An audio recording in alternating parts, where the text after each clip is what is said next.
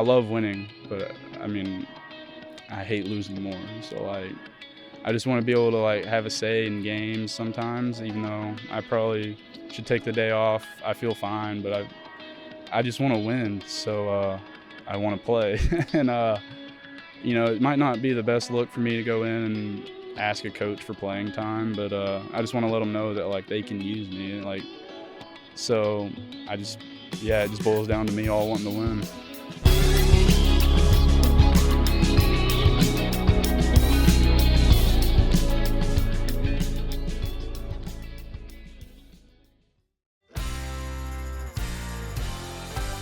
Will McEntire has been a staple in the Arkansas bullpen for years, in whatever role he's been needed. McEntire's 1-2 swung on and missed. He struck him out. From starting, McEntire sets him down in order, to closing. Swing and a miss. And Will McEntire nails the door shut. Or just to get out of a jam. Will McEntire just struck out the side in the 7th inning. I've had many people just tell me like Swiss Army knife. I don't care what role I have. I just want to play, and whatever the coaches need out of me, I'm willing to do.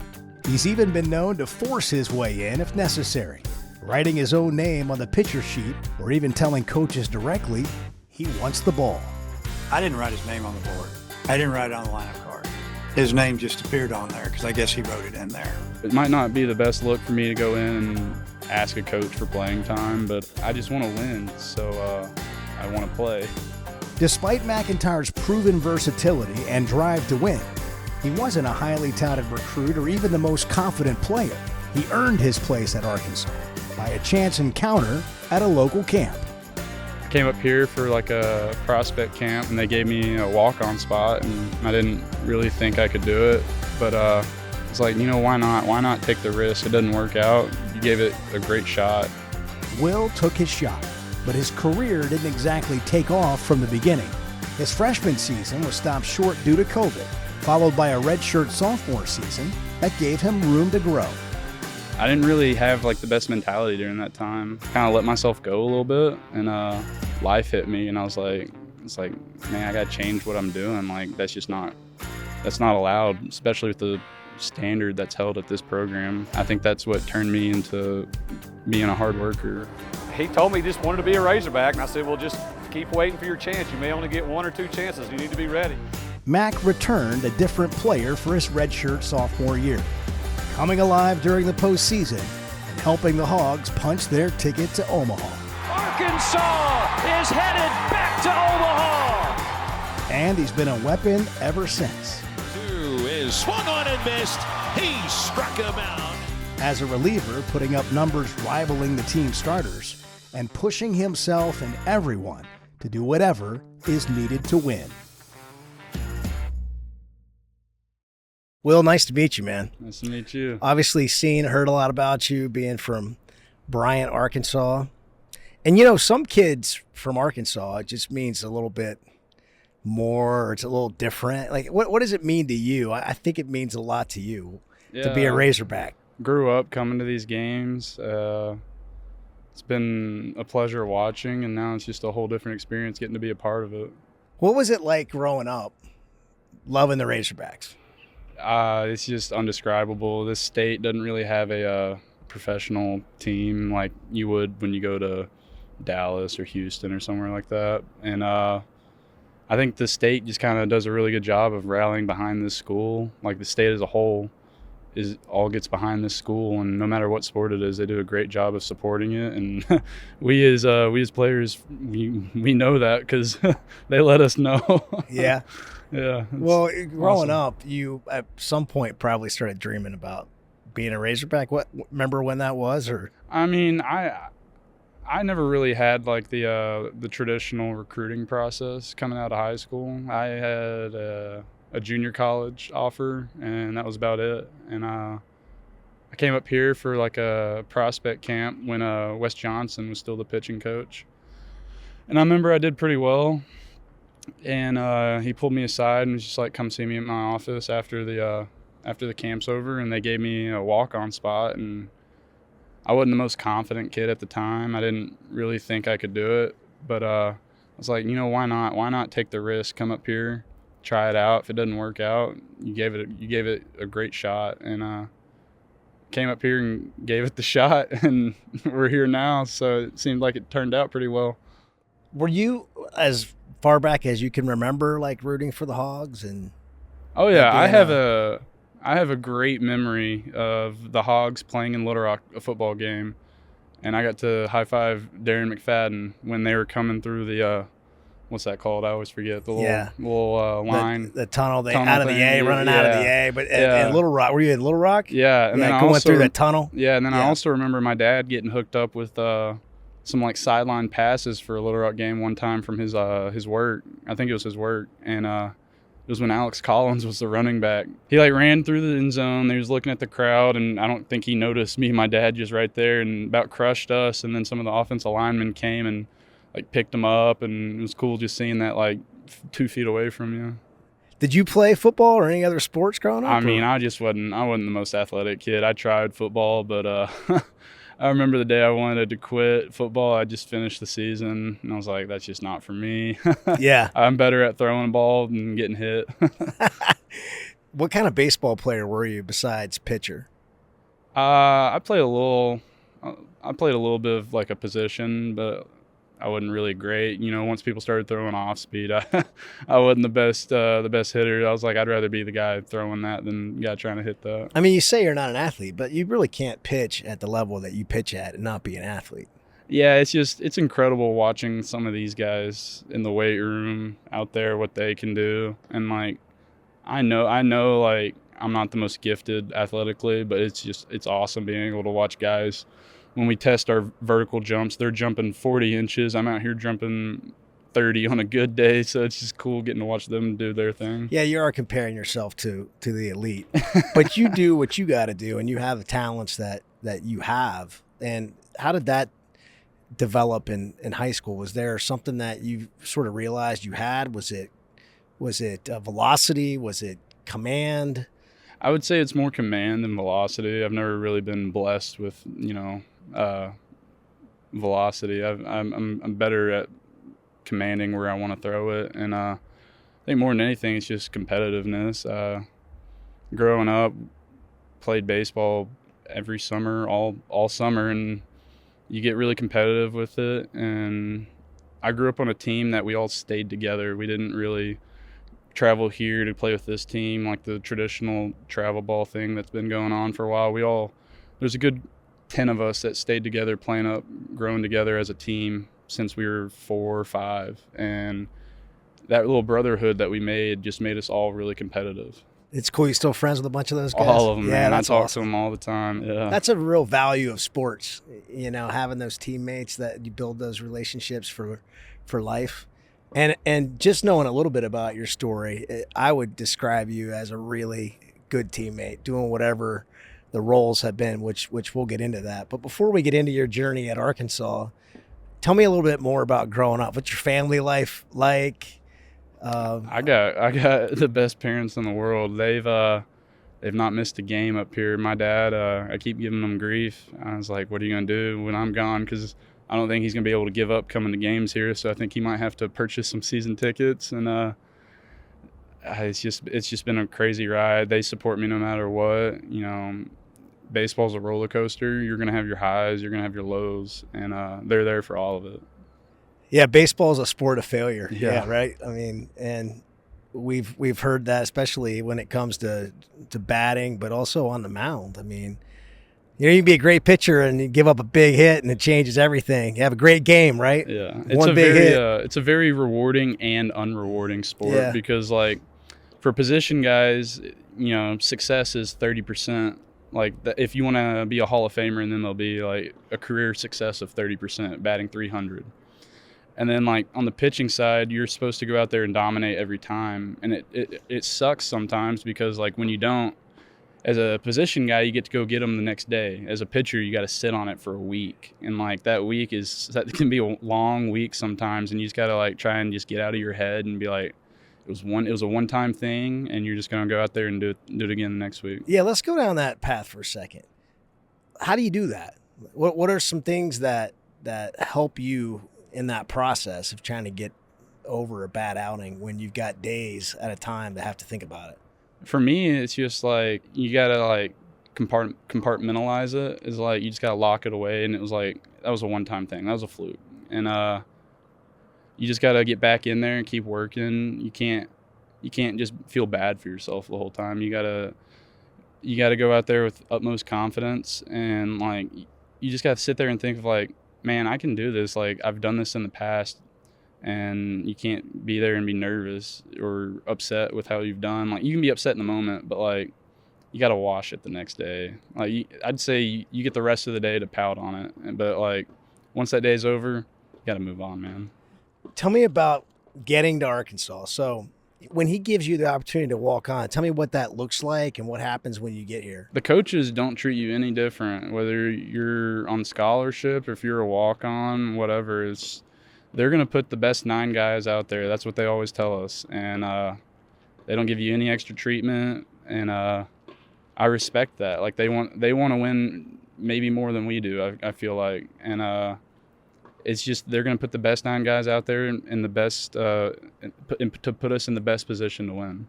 You start off as a freshman. You only got out there twice, right? So was it rough early on for you, like just trying to find your way? I was pretty patient, and I mean, you as a freshman, you gotta be able to wait for your turn because there's established guys who've proven with what they can do. And I think it was just more frustrating as I got my chance, and then the season was over. Next thing you know, because I remember I was packing my suitcase and getting ready to head to the airport because we were getting ready to hop on a plane to go to Mississippi State, and then we get a text that was like, hey, season's on pause. There's this virus going around nobody really knows about, and then it canceled the whole season. They thought it might have been 2 weeks. Yeah, it was 2020, Yeah. So that was weird. It was a weird you're time, just trying to find yourself, and then 2021, your sophomore year, you redshirted. What went into that?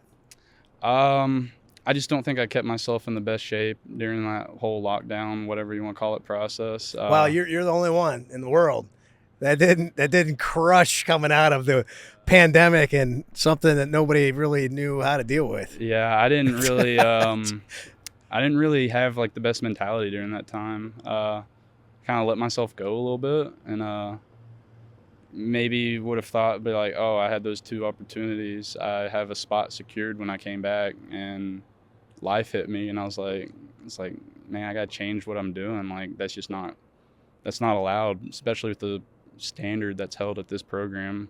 Nothing's given to you. You got to earn everything here. And so yeah, that was a really eye-opening experience, and I think that's what turned me into being a hard worker. I feel like I was a hard worker before, but that just kicked it up a notch.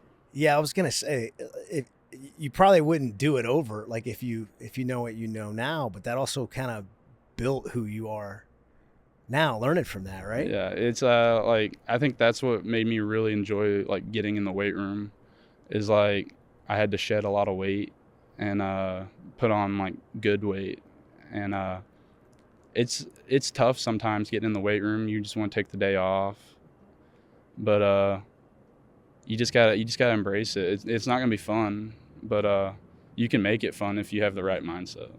So you had 12 appearances in 2022. Like you come back and things go pretty well, right? Like you got yourself back, or you found a new Will, one or the other.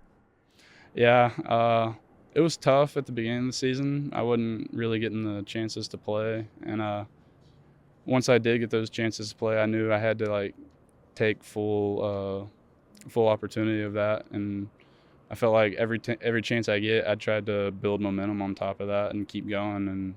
And I mean, we ended in Omaha, so it was a very successful season. And then junior year, it just keeps building, right? Yeah, I mean, junior year I wouldn't say was my best year. I mean, I didn't start off great, but I think once I kind of found like the role I'm really comfortable with coming out of the pen, I think that's when things took off for me a little bit. Yeah, it seems like your career has been that you get better as you go. You get better throughout the season.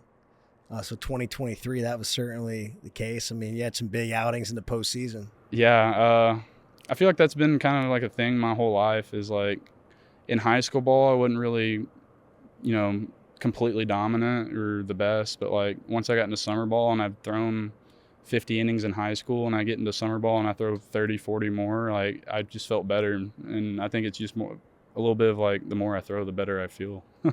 So, in knowing a little bit of your story going into this and then hearing you talk a little bit, one of the things that I'm struck by is just this idea that you don't feel like you're a really great athlete. You don't feel like you have high velocity, but you're a competitor and you've worked at your craft and you have command. What goes into that?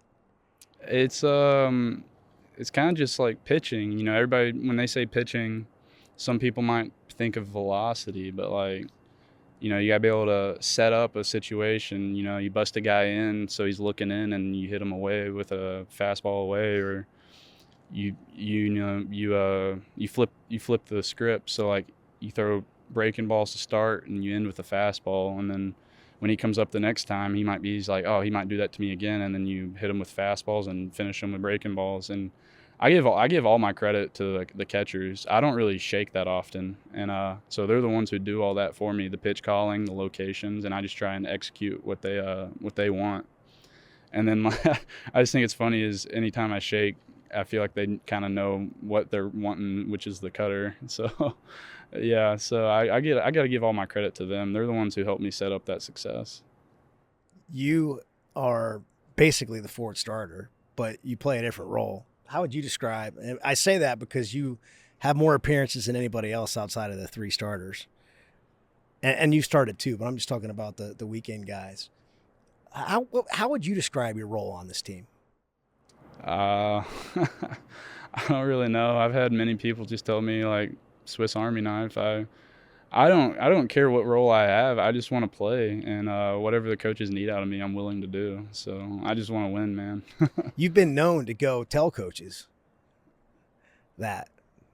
I think that's a compliment. But tell me where that comes from. What happened? There's this.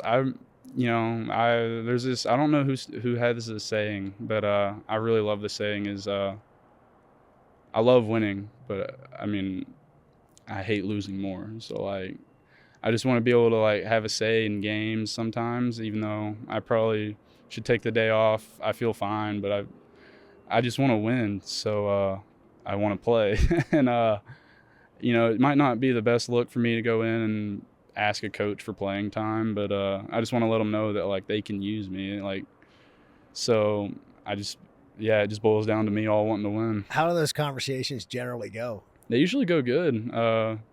They're very responsible in what they do. They make sure I'm not like overextending myself. So because I know athletes sometimes don't know when to hold themselves back. I'm probably one of those guys, and they just do a good job of making sure we're not wearing ourselves out for one game in the middle of the season when the real goal is at the end of the season. I would say evaluating from the outside who you are, it sure looks like you're a good teammate. Like you're willing to do the things it takes. So if that means starting, it means pitching an inning, if it means being a closer, if it means being a middle reliever. Give me your thoughts on, is that your mentality? Am I accurate? How would you describe it? I mean, I'd just say like one of the most valuable things in baseball from like a player's side is you got to be a good teammate. You're with these guys basically 24/7, and you gotta like each other. If there's good chemistry in the locker room and you're getting along, you can do whatever you want with that chemistry. And I think the chemistry on this team this year is incredible, and we all get along. And like last year, you've heard the stories, I bet, of us. We had an off day they told us not to come in. They were like, take the day off. We held a ping pong tournament in the locker room. Like we all love being around each other, and I feel like it's been like that since we've been here. And this program, the culture is incredible, and it's been like that since I've been here. So it's awesome. Just curious, who organized that? The ping pong tournament. Who started it? I don't remember. I think somebody sent a message in our team group chat, and it kind of just went on from there. I didn't participate. I'm a terrible ping pong player. I think if I listen to you, you're good at is just throwing strikes, striking people out, and they can't figure out why that this guy who has no talent and not an athlete at all just keeps showing up on the mound and pitching more innings than anybody else. in all kind of different situations. I mean, if I struck out facing you, I think I'd feel terrible about myself. But you've done an incredible job with it. You also seem like, I guess that's some self-awareness. Like, you know what your strengths are, and you just play in that, and there's a lot to be said for that too. You got to play to your strengths because you know your weaknesses, so you got to work on your weaknesses, but at the same time, you got to do what's best for you, and is to play to your strengths. Yeah. You know, it's amazing so many things that you've done. Like, you pitched a complete game, I think your redshirt sophomore season. Yeah. I mean, that doesn't happen very often in college baseball. I gave Holland a little grief when he threw his, who was it, against South Carolina last year?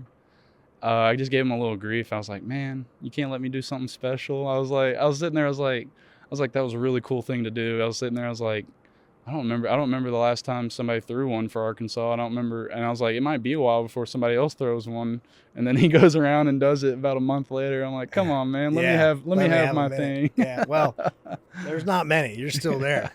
And there won't be many. I mean, it's just that's the nature of college baseball. What do you enjoy about coming out of the bullpen in all kind of different situations? I just think it's like, one, the pressure of the situation. You know, you could have guys on, or it's a tight game late in the game. And two, it's just you got to keep yourself in the moment. It could be you get sent down to the inning, to the bullpen in the second inning, and you don't know when you're going to come in the game. And so you just got to keep yourself locked in on the whole game. And we keep it light in the pen sometimes. We'll crack some jokes and have some fun, but I think we all do a good job of like, all right, like it's getting to the point where Hagen's about to come out of the game. Like, we need to readjust and lock in on what we're about to do for the rest of the game. And I think it's just like the unknown of not knowing when you're going to pitch or who you're going to face or what situation you're going to come in is the most fun part about it. If you were to pick, would you be a weekend starter, or would you prefer to have the role that you have? Whatever they need. I mean, it seems like to me you get in more games. Yeah, you get to pitch more often. Yeah, that's probably the fun part about it. But you know, being a starter also has its pluses. Like, as a starter, you have your whole week planned for you. You have, you know, lift on this day, bullpen here, pitch. Whereas a reliever, it's kind of like lift here, maybe throw here, lift here, throw here. So you don't really know what your schedule is going to be like. So, like, you kind of just got to play it by ear every day. What do you do after you've pitched in a series and you might pitch again? What's your recovery process? Sleep. I don't really do much after a game. I usually go home, might watch some highlights from some other games in the SEC or just in college baseball in general, and then I sleep the rest of the night. And then the next day, Hunter Bell, our strength coach, he has a good, like, mobility day after. Like, you need to get mobility back after you've done strenuous activity. So we'll have like a good mobility day with some light weights, maybe some light catch depending on how you feel, and then you see how you feel the next day. How many pitches you think you can throw on a weekend? No idea. I remember the regional last year. I think I threw 80 one game and then got a day off and threw 60 more, maybe something like that. So I think that's the most I've done. You good with that? A-okay, as long as we need to win. Yeah. When people ask you this question, I'm sure you get it a lot. Like, what are you thinking out there on the mound when you're in a game? I really try not to going through your think. mind? You know, you try and slow the game down. So, like, the more you think, the more sped up you get. So, like, you take each pitch as it comes. You control your breathing. You know, if you don't control your breathing, your whole body can get a little out of whack. And then, like, just not thinking. Like, if you think too much about trying to throw this certain pitch or what situation you're in, you could just, like, get yourself sped up in the moment. And I've had that happen to me, and I just don't want it to happen. So I try and control that and not really think about what I'm trying to do out there, and instead of just go out there and do it because I've done it before. What happens when you give up a big hit and you're still going to be on the mound? I can't say what's going through my mind. Yeah. It's not good language. It's yeah. I feel like I'm a little too hard on myself sometimes, but yeah, you just gotta refocus and go get the next guy. To give yourself a little bit of like whatever by the time they get around the bases or whatever it is. And Next time I pitch, I have this thing. Everybody gives me grief for it, but if I make like a bad pitch in the dirt or something, or throw a ball when I'm not supposed to, I hit myself on the hip. So next time I pitch, you might want to watch I'll out be for looking that. for that. Any bruises on that? Not hip? really. Like I've hit myself self-inflicted? a little hard sometimes, but Yeah. usually I don't hit myself that hard. It's kind of like I don't know, like a negative reinforcement thing. So What kind of confidence does it give the pitchers on this team? And I would ask the batters too, to know that you're that good on the mound for them, and for you guys to know if you just keep it close that you guys are probably going to score some runs. oh, Does it dude, change your just?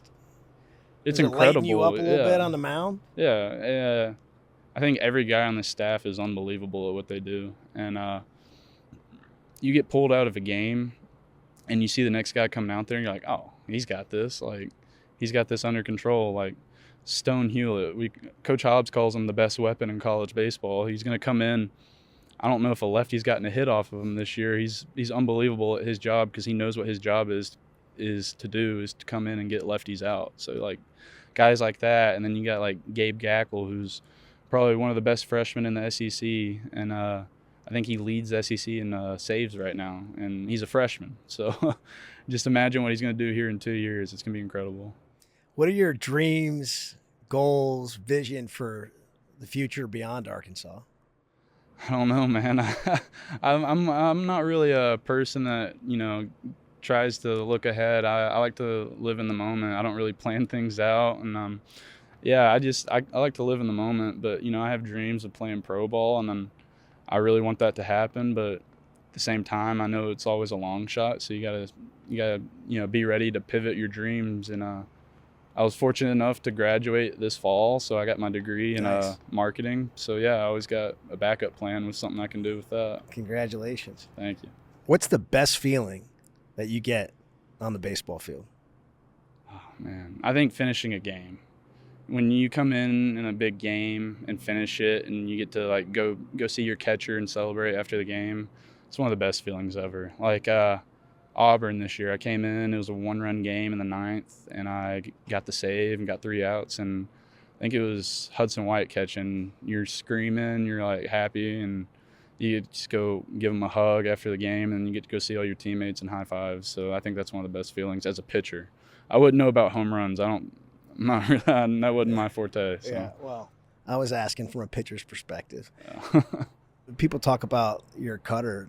They sometimes refer to Kevin Kopps. I mean, obviously Kevin had especially one unbelievable year here, and has gone on to do some big things to the professional level.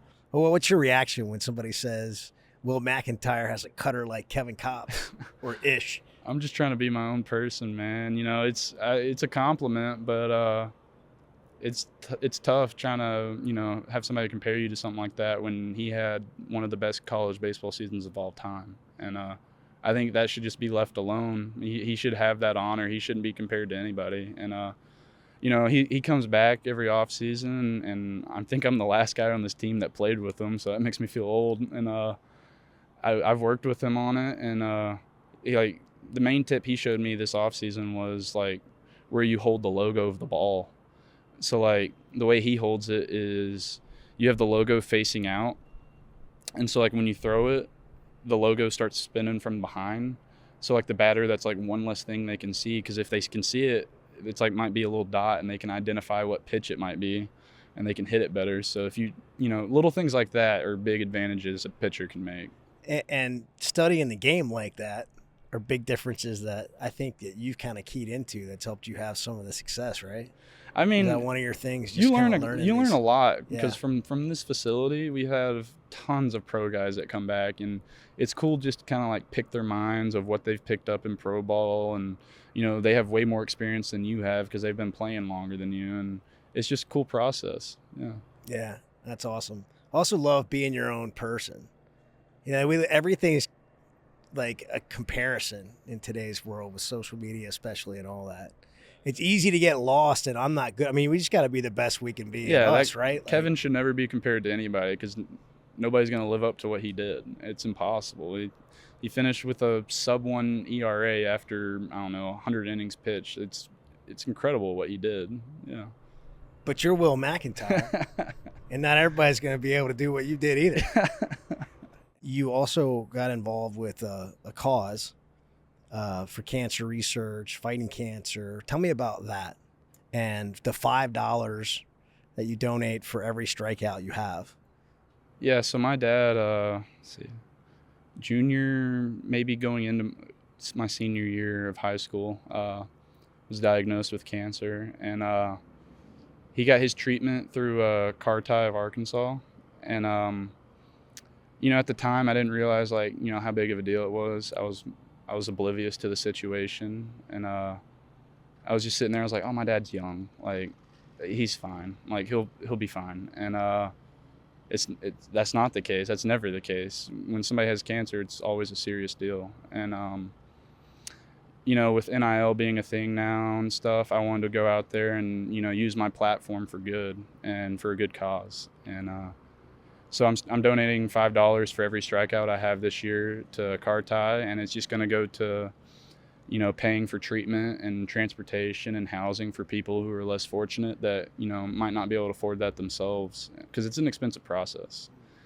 And, I have a link in my Instagram and Twitter bios that will lead you to the website, and you could pledge whatever you want. You can do a one-time donation. I'm doing $5 for every strikeout of my money, and you can do $1, $2, whatever you feel like. Every cent helps. So yeah, that's pretty cool. Have you gotten other people?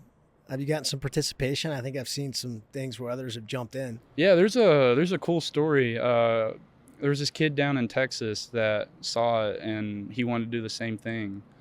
And I think his mom helped him set it up. I'm not sure. He was pretty young actually, and he set it up, and he's doing that. So yeah, that's a cool thing to be able to inspire others to do something like that. Yeah, one person, man, and then that person impacts somebody. That's pretty cool. So congratulations. How's your dad? He's good. He's been in remission. So yeah, he's good. That's awesome. So I like to ask everybody this: when your time here being a Razorback's over, the time you dreamed of, grew up as a kid wanting to be a Razorback, how do you hope Razorback fans remember Will McEntire? Just as a competitor, man. I want them to just maybe remember me as the guy who they saw as a competitor, and he never went out there and looked scared or not ready for the situation. Well, man, it's been great to get to know you. Wish you well. I think you're way more talented than you give yourself credit for, but never lose that hard work and that mentality, right? Yes, sir. Thanks for having me.